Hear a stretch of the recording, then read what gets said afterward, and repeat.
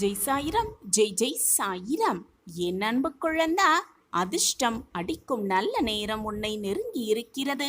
உன்னை சேர்க்க வேண்டிய இடத்தில் நான் உன்னை சேர்க்கப் போகிறேன். உன்னுடைய கோபம், அகங்காரம், நம்பிக்கையில்லா தன்மை அனைத்தையும் என்னிடம் சமர்ப்பித்துவிடு. எப்பொழுதுமே உன் வழி என்னை நோக்கியே இருக்கட்டும். இந்த உலக வாழ்க்கையில் உன் கையில் எதுவுமே இல்லை என் குழந்தையே. எல்லாவற்றையும் நானே இயக்குகிறேன். என் பார்வையில்தான் எல்லாமே நடந்து கொண்டிருக்கிறது. அதிர்ஷ்டம் உன் வாழ்வில் அடிக்கக்கூடிய நல்ல நிகழ்வும் உன்னை நோக்கி வந்து கொண்டே இருக்கிறது. அனைத்தையும் உன் சாயப்பாதான் இயங்குகிறேன். நம்பிக்கை என்னும் அச்சாணியாக என்னை உன் மனதில் நிறுத்திவிடு. பொறுமையாக இருந்து பார், நம்பிக்கையாக இருந்து பார். உன்னை சேர்க்க வேண்டிய இடத்தில் உனக்கு சேர வேண்டிய அனைத்தையும் நான் சேர்த்து விடுகிறேன். கோடியில் ஒருவருக்கு மட்டுமே இந்த அதிர்ஷ்டம் கிடைக்கும். இது இப்பொழுது இந்த நொடி உனக்கு கிடைத்திருக்கிறது. அதிர்ஷ்டம் கிடைத்தே தீரும். என்னுடைய நாமத்தை எப்பொழுதுமே உச்சரித்து கொண்டே இரு. சாயப்பாவை மனதார நினைத்து கொண்டு உன் கடமையை செய்து கொண்டே இரு. அது போதும் குழந்தையே. உன்னை எப்பொழுதும் நான் கைவிட்டு விடவே மாட்டேன். உன் வாழ்க்கையில் இனி வசந்த காலம் மட்டுமே. உடனடியாக நீ என்ன செயலை செய்ய வேண்டும் என்று மனதில் ஒரு திட்டத்தை தீட்டி வைத்து கொண்டிருக்கிறாயோ அந்த செயலை செய்ய துவங்கு. வெற்றி மேல் வெற்றி உன்னை வந்து சேரும். அதிர்ஷ்டமான வாழ்வு உன்னை வந்தே தீரும். உன்னிடம் எந்த தவறும் இல்லை என்றும் பட்சத்தில் எதிர்த்து பேச கற்றுக்கொள். தைரியமாக பேச கற்றுக்கொள். அப்படி நீ இல்லவில்லை என்றால் உனக்கும் பேச தெரியும் என்று உன்னை சுற்றி இருப்பவர்கள் மறந்தே போய்விடுவார்கள்.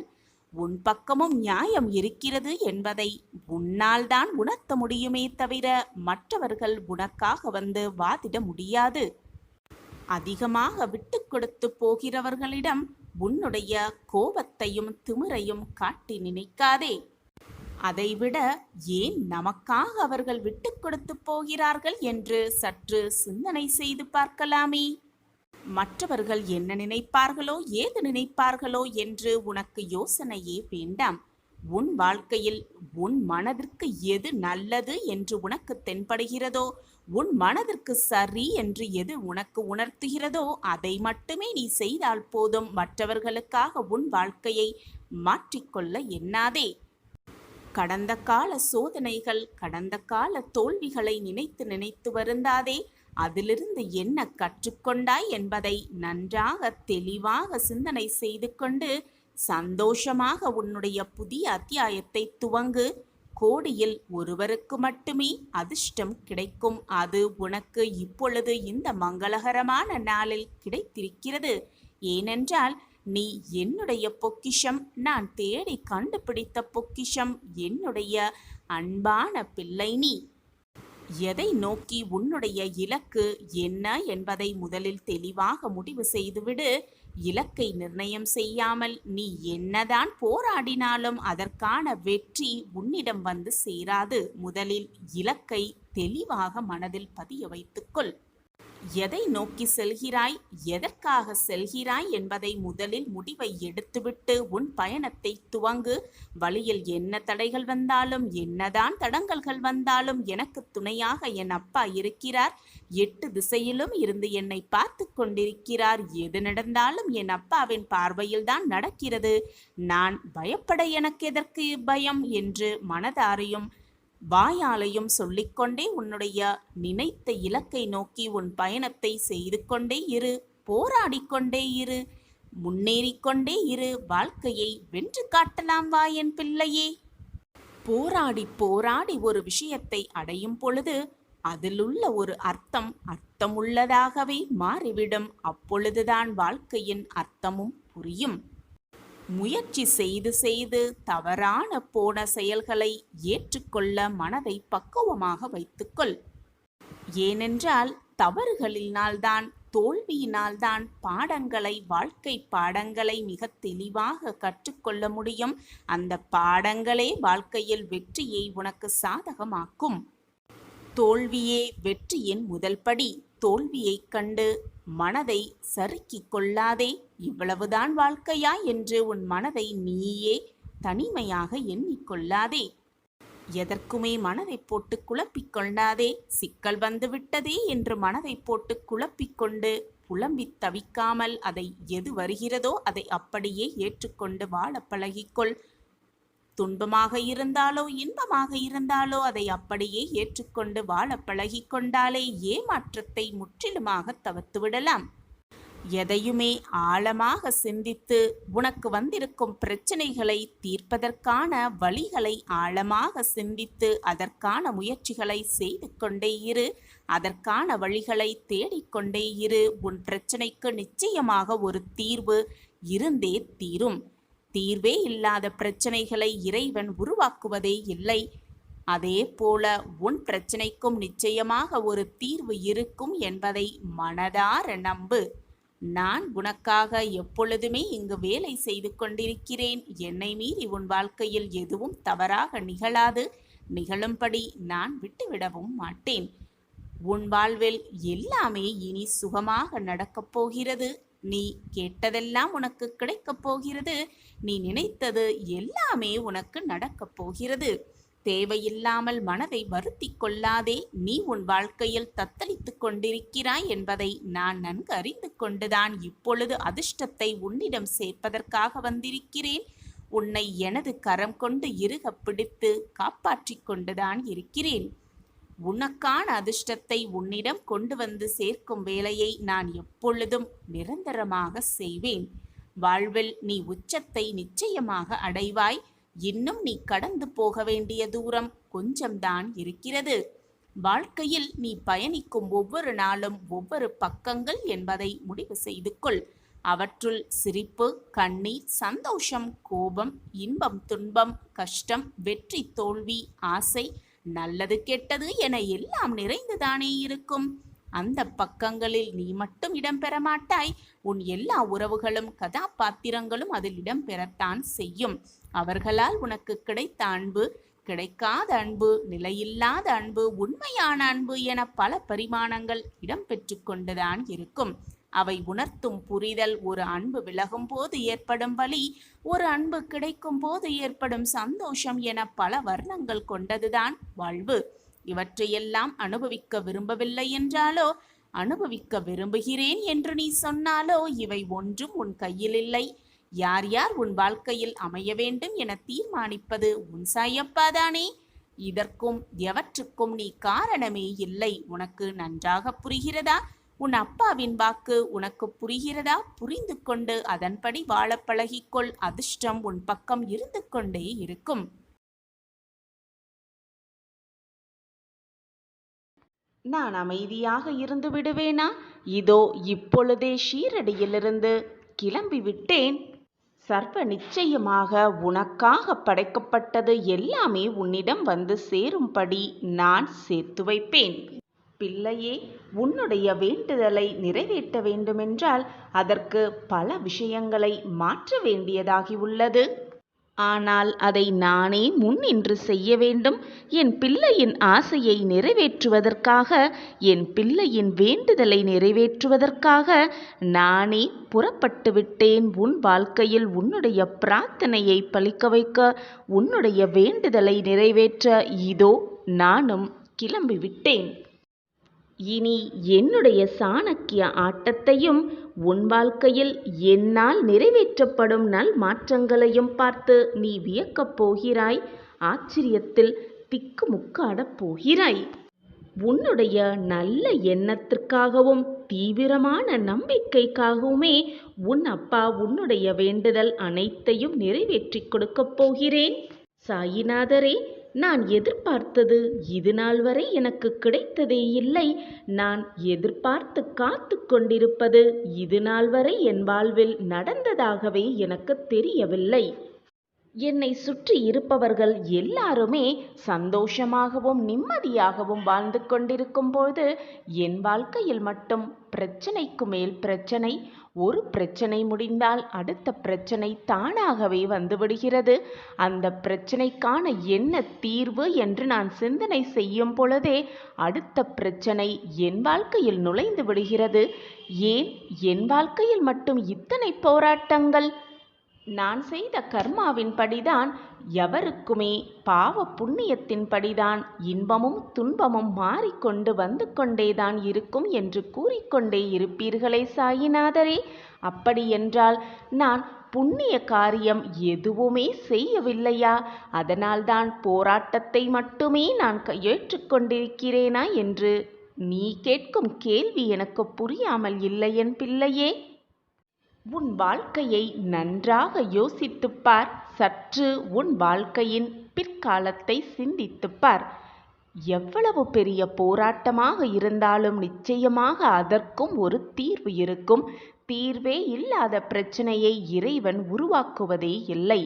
மனிதன் எப்படி சாவியே இல்லாத பூட்டை உருவாக்குவதில்லையோ அதே போல தீர்வே இல்லாத பிரச்சனையும் தீர்வே இல்லாத போராட்டங்களையும் இறைவன் உருவாக்குவதே இல்லை. பிரச்சனை என்று ஒன்று வந்தால் தீர்வு என்று ஒன்று நிச்சயமாக இருக்கும். அதுதான் உலக நியதியும் கூட. அப்படி இருக்கும் பொழுது உன் வாழ்க்கையில் மட்டும் தீர்க்கவே முடியாத பிரச்சனை என்று ஏதாவது இருக்க முடியுமா? நீ கண்டெடுத்த பொக்கிஷம்.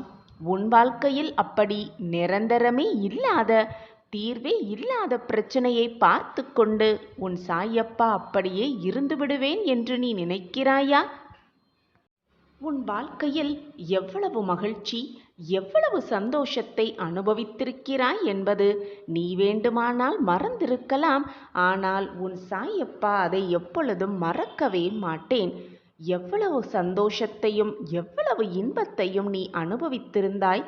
ஏதோ நீ செய்த பாவத்தால் தான் இப்பொழுது இந்த கஷ்டத்தை அனுபவித்து கொண்டிருக்கிறாய். ஆனால் உன் வாழ்க்கையில் நடக்கும் இந்த சூழ்நிலைகளால் நீ மனம் வெதும்பி குழம்பி போய் என் வாழ்க்கையில் சந்தோஷம் நிம்மதி என்ற சொல்லுக்கே இடமில்லை என்று தவறாக புரிந்து கொண்டு நீயும் குழம்பிக் கொண்டு உன்னை சுற்றி இருப்பவர்களையும் குழப்பத்திற்கு ஆளாக்கி கொண்டிருக்கிறாய். இதை நன்றாக புரிந்து கொள். வாழ்க்கை என்றாலே இன்பமும் துன்பமும் மாறி மாறி வருவதுதான் வாழ்க்கை. யாரிடமும் இன்பம் மட்டுமே நிரந்தரமாக இருந்து விடவும் முடியாது, துன்பம் மட்டுமே நிலையாக எவரிடமும் இருந்து விடவும் முடியாது. இதுதான் உலக நியதி. அப்படி இருக்கும் பொழுது நீ மட்டும் என்ன விதிவிலக்கா? பெரும் மகிழ்ச்சியின் உன் வாழ்க்கையில் நீ துள்ளி குதிக்கத்தான் போகிறாய். நீ விரும்பியதையெல்லாம் அடைந்தே தீருவாய். தேடி வந்த அதிர்ஷ்டம் உனக்காகவே உன்னை நோக்கி வந்து கொண்டே இருக்கிறது. என்னை முழுமையாக சரணடைந்து விட்டாய் அல்லவா? அது உன்னிடம் சேருவதை நான் நிச்சயமாக நிறைவேற்றி காட்டுவேன். உன் வாழ்வில் ஒரு அதிசயத்தை நிகழ்த்தி காட்டுவேன். நீ எதிர்பார்க்காத நேரத்தில் உனக்கு பல ஆச்சரியங்களை கொடுக்கத்தான் போகிறேன். இன்ப அதிர்ச்சியோடு நீ திக்குமுக்காடப் போகிறாய். ரணங்களோடு தான் நீ உன் வாழ்க்கையை வாழ்ந்து கொண்டிருக்கிறாய். அது எனக்கு மிக நன்றாகவே தெரியும். நடைப்பிணமாக வாழ்வது போலத்தான் உன் வாழ்க்கையை நீ வாழ்ந்து கொண்டிருக்கிறாய் என்பதும் எனக்கு மிக நன்றாகவே தெரியும். ஆனால் அந்த ரணங்கள், உன் மனதை அழுத்தும் அந்த ரணங்கள் அப்படியே இருந்துவிடும் என்று நீ நினைக்கிறாயா? அனைத்தையும் நான் பார்த்து கொண்டுதான் இருக்கிறேன். நம் வாழ்க்கையில் என்ன நடந்து கொண்டிருக்கிறது, ஏன் இப்படியெல்லாம் நடந்து கொண்டிருக்கிறது என்பது கூட உனக்கு கவலை இல்லை. ஆனால் உன் வாழ்க்கையில் ஏன் இதுவெல்லாம் நடக்கவில்லை என்பதில்தான் உன் கவலையே அடங்கி இருக்கிறது என்பதும் எனக்கு தெரியும். உன் மனம் பற்றி நன்றாக அறிந்தவன் உன் சாயிநாதர் தானே. மாறும் மாற்றம் ஒன்றே மாறாதது. உன்மேல் அக்கறையாகவும் பாசமாகவும் இருக்கும் யாரையும் அவர்களுடைய கண்ணீருக்கு நீ ஆளாகாதே. மறந்தும் கூட அவர்களின் மனதை காயப்படுத்த எண்ணிவிடாதே. அது மட்டுமல்லாமல் மற்றவர்களுடைய கோபத்தை தீண்டி பார்க்காதே. இவை இரண்டுமே உன் வாழ்க்கையின் வெற்றிக்கு தடை கற்களாகத்தான் இருக்கும், முன்னேற்ற கற்களாக எப்பொழுதுமே இருக்காது. இதை நம்பிக்கையோடு கடைப்பிடி. உன் வாழ்வில் வெற்றி என்னும் கனியை நீ மிக சுலபமாக எட்டி பறித்து சுவைக்கலாம். இது சாயப்பா உனக்காகவே கொடுக்கும் தெய்வ வாக்குதான். நான் இருக்கிறேன், சாயப்பா இருக்க உனக்கு ஏன் மனக்கவலை? உன்னுடைய கர்ம வினைகளை விரைந்து முடிக்கவே நான் இங்கு போராடி கொண்டிருக்கிறேன். அதுவரை சற்று பொறுமையாக இருப்பாயா? நீ என்னிடம் உன் தேவைகளை சொன்னால்தான், வேண்டினால்தான், பிரார்த்தனையாக வைத்தால்தான் நான் உனக்கு செய்வேன் என்றில்லை. நீ மனதால் நினைத்தால் போதும், என் கண்களை ஒரு முறை பார்த்தால் போதும், சாயி என்று ஒரு முறை சொன்னாலே போதும், உனக்கு தேவைப்படுவதை, உனக்கு வேண்டியதை நான் யோசித்து யோசித்து செய்து கொண்டே இருப்பேன். உனக்கு எதை எப்பொழுது எப்படி தர வேண்டும் என்று உன் சாயப்பாவாகிய எனக்கு மிக நன்றாகவே தெரியும். எனவே இப்படி கேட்டால்தான் அப்பா கொடுப்பாரோ, இப்படி பிரார்த்தனை செய்தால்தான் அப்பா நமக்காக மனம் இறங்குவாரோ, இப்படி விரதம் இருந்தால்தான் சாயப்பாவின் பார்வை நம் மீது படுவோ என்றெல்லாம் தவறாக எண்ணி விடாதே. நீ என்னுடைய பிள்ளை, உனக்கு தேவையானதை அள்ளி அள்ளி கொடுக்கவே உன் சாயப்பாவின் ஆசையும் அதுதான். நான் கொடுப்பதை நீ பெற்றுக்கொண்டுதான் ஆக வேண்டும். நான் கூறுவது என்னுடைய வாக்குப்படி நடந்து பார். உன் வாழ்க்கையில் மாற்றத்தக்க ஏற்றங்களை நிச்சயமாக கண்குளிர காணலாம். அப்படி இருந்து பார், உன் வாழ்வு ஜொலிக்கும், பிரகாசமாக இருக்கும். ஆம் என் குழந்தையே, அதிர்ஷ்டம் உன் பக்கம்தான் வீசும். கோடியில் ஒருவருக்கு மட்டுமே அந்த அதிர்ஷ்டம் கிடைக்கும். இதோ இப்பொழுது உனக்கு கிடைத்திருக்கிறது. இது அற்புதமான வாய்ப்பு. வாய்ப்பை மிக சரியாக பயன்படுத்திக்கொள். உனக்கான வாழ்வு நிச்சயமாக வெற்றியான வாழ்வாகவே இருக்கும். நான் இருக்கிறேன், பிறகு என்ன உனக்கு மயமும் குழப்பமும்? நான் இருக்கிறேன். உன் வாழ்க்கையில் அப்படி ஒரு மாற்றங்கள் நிகழப்போகிறது. நீயே அதிசயித்து பார்க்கும் வண்ணம் நம் வாழ்க்கையிலா இதுவெல்லாம் நடக்கிறது என்று நீயே ஆச்சரியப்படும் அளவிற்கு எல்லாம் நிகழப்போகிறது. நிம்மதியும் சந்தோஷமும் அழகாய் பூத்து குலுங்கும் வண்ண மலர்களைப் போல இனி உன் வாழ்க்கையில் வசந்தம் வீசப்போகிறது. உன்னை ஏளனமாக பார்த்து உன்னை நகைத்தவர்களுக்கு முன்னால் கம்பீரமாக வாழப்போகிறாய். நீ கம்பீரமாக வாழ்வதே அவர்களுக்கு கொடுக்கும் தக்க பதிலடியாக இருக்கும். கஷ்டங்கள் எல்லாம் முடிய போகும் நேரம் வெகு தொலைவில் இல்லை என் பிள்ளையே. உன் மன நிம்மதிக்கான ரகசியத்தை சொல்கிறேன், கேட்கிறாயா? இந்த உலகத்தில் எது மாறினாலும், எது உன்னை விட்டு நகன்றாலும் சென்றாலும் நான் உன் அருகில்தான் இருப்பேன் குழந்தையே. உன்னில்தான் நான் இருப்பேன். இதில் எந்த ஒரு மாற்று கருத்தும் இல்லவே இல்லை. உன்னை விட்டு எப்பொழுதும் நான் விலக மாட்டேன். உன்னில் எப்பொழுதும் நான் இருப்பேன். நிச்சயமாக தடைகளையெல்லாம் தடைத்து எறிந்து வாழ்வில் வெற்றி பெறப் போகிறாய். அதற்கு உன் சாயப்பாதான் சாட்சி. முக்கியமாக ஒன்று நன்றாக புரிந்து வைத்துக்கொள். நீ சந்தோஷமாக இருக்க வேண்டும், நீ வாழ்க்கையில் ஜெயிக்க வேண்டும் என்று உன்னை சுற்றி இருப்பவர்களை எப்பொழுதும் வேதனைக்கு உள்ளாக்காதே. மற்றவர்கள் என்ன சொல்வார்களோ, ஏது சொல்வார்களோ என்றும் நினைக்காதே. உன் மனதிற்கு எது சரி என்று படுகிறதோ அதை செய்து கொண்டே இரு. மனதிற்கு சரி என்று பட்டு அதை செய்ய ஆரம்பித்தவுடன் யாராவது வந்து ஏதாவது சொன்னால் உடனே அடுத்த அடி பின்னோக்கி எடுத்து வைக்காதே. நீ எடுத்த முடிவிலிருந்து எப்பொழுதும் யாருக்காகவும் பின்வாங்காதே. உன் சாயப்பா உனக்கு துணையாக எப்பொழுதும் உன் அருகிலேயே வந்து கொண்டிருப்பேன். நீ எடுத்து வைத்த அடி எப்பொழுதும் வீண் போகாது. நீ பட்ட பாடும் வீண் போகாது.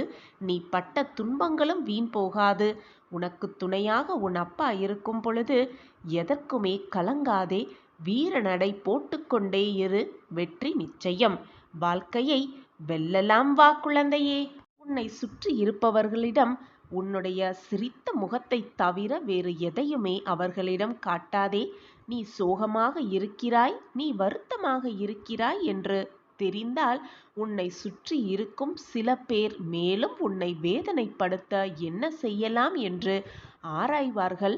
எனவே குழந்தையே, எது நடந்தாலும் என்னிடம் வந்து ஒப்படைத்துவிடு. நீ வேண்டும் போதும் போதும் என்று சொல்லும் அளவிற்கு அனைத்தையும் அள்ளி அள்ளி கொடுக்க உன் சாயப்பா தயாராக இருக்கும் பொழுது எதற்காக மற்றவர்களிடம் போய் உன் பிரச்சனையையும் வேதனையையும் சோகங்களையும் சொல்லிக் கொண்டிருக்கிறாய்? உன்னை சாந்தப்படுத்த, உன் பிரச்சனைகளுக்கு தீர்வு சொல்ல நான் இருக்கிறேன். உன் பிரச்சனைகளை அதிகப்படுத்தவே உன்னை சுற்றி நிறைய பேர் இருக்கிறார்கள். நீ துன்பப்படுவதை பார்த்து சந்தோஷப்படவே நிறைய பேர் உன்னை சுற்றி இருக்கிறார்கள் என்பதை புரிந்து கொள். இழப்பிலிருந்து படிப்பை கற்றுக்கொள். உன்னுடைய அஜாக்கிரதையும் வெகுளித்தனமும் உன்னை நிறைய பேர் ஏமாற்ற துணையாகவே இருக்கிறது. எனவே என் குழந்தையே, எப்பொழுதும் ஏமாறாமல் இரு. யார் என்ன சொன்னாலும் அப்படியே நம்பிவிடாதே. உன்னை போல் உன்னை சுற்றி இருப்பவர்களும் நல்லவர்களாகவே இருப்பார்கள் என்று முதலில் நம்பாதே. உன்னை போல் நல்ல எண்ணங்கள் படைத்தவர் வெகு சிலரே. நீ நான் கண்டெடுத்த பொக்கிஷம். உன்னை நான் எப்பொழுதும் என் பொக்கிஷமான பிள்ளையாகவே பார்த்து கொண்டிருக்கிறேன். உனக்கு எந்த துன்பமும் நெருங்காமல் நான் பாதுகாப்பேன். உன் மன நிம்மதிக்கான ரகசியம் இதுதான் குழந்தையே. அப்பா வார்த்தைகளின் மீது நம்பிக்கை வைத்து நீ செய்யும் வேலையை திறம்பட செய்து கொண்டே இரு. என் வார்த்தைகளின் மீது நம்பிக்கை வைப்பில்லையே. உன்னால் முடியும், அனைத்துமே முடியும். நிச்சயமாக உன் வாழ்க்கையில் இருந்த சறுக்கல்களிலிருந்து மீண்டப் போகிறாய். மீள்வாய். நிச்சயமாக உன்னை கைதூக்கி மீட்டெடுப்பேன் உன் சாயிநாதா. உன்னை வேண்டாம் என்று உதறி சென்றவர்கள், உன்னை வெறுத்து ஒதுக்கியவர்கள், கதவை சாத்திவிட்டு சென்றவர்கள் எல்லாம் உன்னுடைய நல்ல எண்ணத்தை பார்த்து, உன் அன்பான குணத்தை பார்த்து, உன் அன்பிற்காகவே உன்னிடம் வந்து சேரும் நேரம் நெருங்கி இருக்கிறது. மனம் மாற்றத்தோடு அவர்கள் மீண்டும் உன்னிடம் வந்து சேர்வார்கள்.